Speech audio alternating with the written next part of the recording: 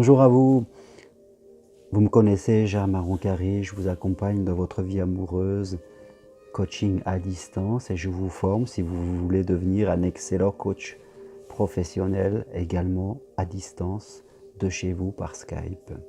Aujourd'hui, j'ai envie de parler avec vous de cette fameuse peur de manquer que l'on voit beaucoup dans nos pays et surtout en ce moment dans ces situations où des gens revendiquent de l'argent pour pouvoir se payer des trucs. Pour pouvoir vivre déjà dans un certain confort, pour avoir une vie décente. Cette peur de manquer incroyable qui nous taraude tous plus ou moins en fonction de notre histoire, parce que si nos parents avaient déjà cette peur, souvent ils nous l'ont transmise et on se retrouve bien après avec ce même symptôme qui nous empêche de croire en l'abondance, quoi que l'on fasse. Et en plus, nous vivons dans des sociétés qui génèrent ça, qui l'amplifient, qui le stimulent parce que on vit dans une organisation où il y a toujours cette notion d'avoir, d'acheter, de recevoir, de vendre. On est là-dedans, quoi qu'on en dise. Et on a l'impression qu'il faut toujours en avoir plus, que dès qu'on achète un téléphone, il y en a un nouveau qui sort. Dès qu'on a une voiture, il en faut une plus grande. Dès qu'on achète une maison, ben, on peut avoir une piscine ou autre chose. Ça s'arrête jamais le truc. Ça s'arrête jamais. Et une fois qu'on l'a, tout ça, on a peur qu'on nous prenne. C'est ça le truc, c'est que, en fin de compte, on n'est jamais tranquille, quoi. Les murs ne sont pas jamais assez hauts pour se protéger.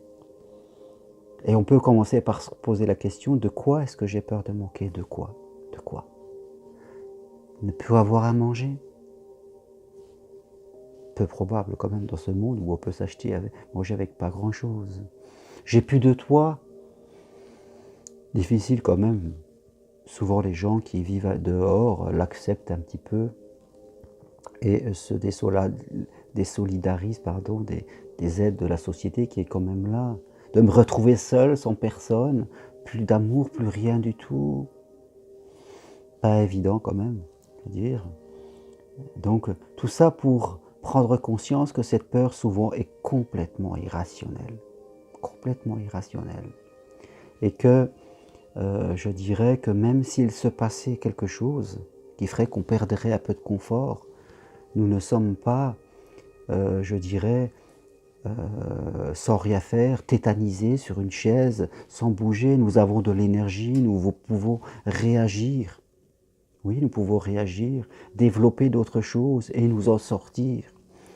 Ce n'est pas... Et peut-être même que dans ce moment, ça sera quelque chose de différent qui va vivre. Et j'ai déjà rencontré des personnes qui avaient peur de manquer et elles ont perdu un emploi, elles ont dû traverser quelque chose et ça a été, quand elles le regardent après, ça a été comme un renouveau, comme obligé de trouver de nouvelles ressources en elles. Vous voyez ce que je veux dire? C'est toujours la peur de la peur plutôt que la peur que ça nous arrive. Mais quand on traverse la chose, c'est jamais aussi catastrophique qu'on l'imagine. Jamais. Jamais. Donc, ce qui est important pour nous de comprendre, c'est que, cette peur est irrationnelle souvent. Elle n'existe pas dans ce monde où nous avons tout. Nous avons tout et même trop. Et on peut prendre conscience que le trop crée la peur de manquer de ce trop. La peur est irrationnelle, donc je disais. Il y a peu, voire pas de probabilité que cela arrive. Et si même cela arrivait, je ne suis pas tétanisé, j'ai des capacités, je ne suis pas seul. Et si quelque chose arrivait, peut-être que ça ne m'arriverait pas à moi, mais à plein de gens, comme c'est arrivé en Grèce, où les gens avaient peur de manquer, puis tout d'un coup l'État chute, on n'a plus d'argent, on ne peut même pas retirer son argent parce que c'est interdit, ça n'existe pas. Ben, les gens vivent tous la même chose, et quelque part, et on s'en sort, on vit autrement, on apprend à vivre autrement. Donc c'est important de prendre le temps de réfléchir, de retrouver une conscience supérieure et non pas d'être emporté par notre mental qui lui va nous pousser dans des comportements complètement anarchiques et de travailler sur ses émotions. Après, on peut aussi aller plus loin C'est ce que je fais moi-même, c'est ce que j'ai fait à un moment de ma vie, parce que j'ai eu cette peur de manquer. Quand tout va bien, quand on a sa vie, c'est réfléchir. Qu'est-ce qu'il faut faire alors? Travailler plus pour gagner plus? Et gagner plus pour avoir plus? Oui, ça peut être intéressant. Sans pour autant devenir comme l'écureuil, c'est-à-dire qu'on voudrait gagner plus et tout ça pour mettre sur des comptes en banque.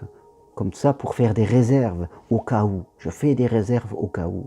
Et on voit des gens qui ont manqué d'argent, qui travaillent, qui en gagnent, mais ils ont toujours la peur. Puis ils mettent beaucoup sur des comptes en banque. Ils ont 100 000, 200 000, 300 000, 400 000 euros, voire plus, des millions même pour certains.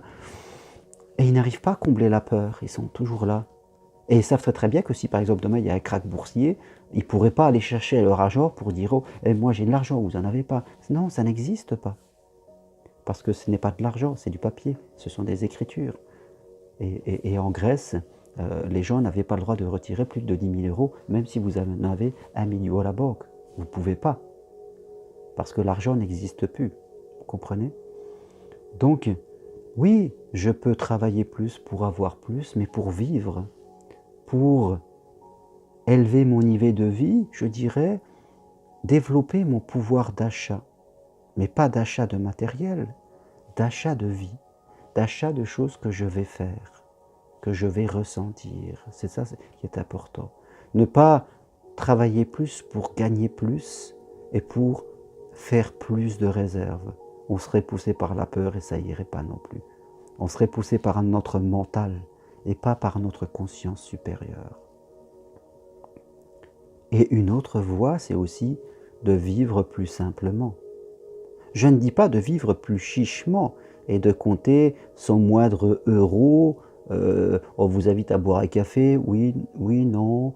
Ce soir, le cinéma, non. La télé, plutôt. Et que tous les moindres petits trucs, on serait là en train de calculer son petit centime. Bien sûr, on fait attention à ses dépenses pour pas que l'argent parte ailleurs, et sans pour autant s'empêcher de vivre et de partager avec les autres quelque part. On peut vivre plus simplement en ayant des voitures plus petites, parce qu'on ne veut pas polluer, parce que ça ne sert à rien d'avoir une voiture qui roule à 250, alors qu'on est limité à 80 sur la plupart des routes. Parce que je peux très bien vivre très bien dans un 70 mètres carrés, je n'ai pas la peine d'avoir de 250 mètres carrés. J'ai 10 chemises ou 20 robes dans mon armoire, pourquoi est-ce que j'en ai d'autres? Tout le monde s'en fout de ce que je porte de toute façon. Les gens ne s'arrêtent pas comme si j'étais une star qui traversait la rue. Par rapport à tout ce qu'on a, on peut se satisfaire à un moment et se dire que j'ai assez de matériel. J'ai assez de matériel, que ce soit des vêtements ou autre chose. Idem pour la nourriture, pour être en bonne santé, il faut manger simplement de la viande, vraiment de temps à autre, si on ne peut pas s'en passer. On n'est pas obligé de faire entrée, plat plus dessert. Nous, quand on mange des pommes de terre, on mange des pommes de terre avec un peu d'huile d'olive, point barre. Et c'est de la nourriture saine. C'est de la nourriture non transformée. Pas la peine d'associer 15 milliards de choses avec. Souvent, le corps a du mal à le digérer, pardon. Il a le diriger, effectivement. Donc, aller vers cette simplicité de vie. Une simplicité, je ne parle pas d'une vie de pauvre. Je veux dire, parce qu'on est là encore en train de faire attention à ces petits sous. Non, une vie de simplicité parce que c'est dans nos valeurs. Et après, on peut dépenser son argent dans ce qui nous intéresse avec les autres, je ne sais pas, de voyager, de faire du sport, de faire de la culture, de vous former, de tout ce que vous voulez, vous comprenez? On ne doit pas avoir peur de dépenser. Si on a peur de dépenser, c'est qu'on est encore pris par la peur de manquer. Voilà, on peut ne pas avoir beaucoup d'argent, et il y a des gens qui n'ont pas beaucoup d'argent, mais ils n'ont pas peur de dépenser, et ils sont très bien. Et il y a des gens qui ont beaucoup d'argent, et ils ont peur de dépenser. C'est juste une face contraire de la peur de manquer. Donc, voilà, si vous voulez dépasser cette peur de manquer, commencez par prendre conscience qu'elle est irrationnelle. Mettez-la au juste niveau. Apprenez que vous avez aussi des ressources que vous pouvez utiliser. Vous pouvez proposer des choses. Quelquefois avoir même 2 activités comme je l'ai eu. Parce que on a un travail alimentaire et puis des fois on se lance dans une activité passion.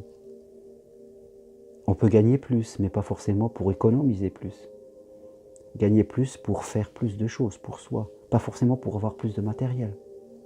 C'est pas toujours plus de choses. Après, on peut vivre plus simplement.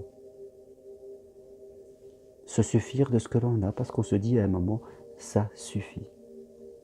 Mon argent, je vais le dépenser pour faire des choses qui vont faire travailler mon être, ma culture, et puis en plus avec les gens que j'aime.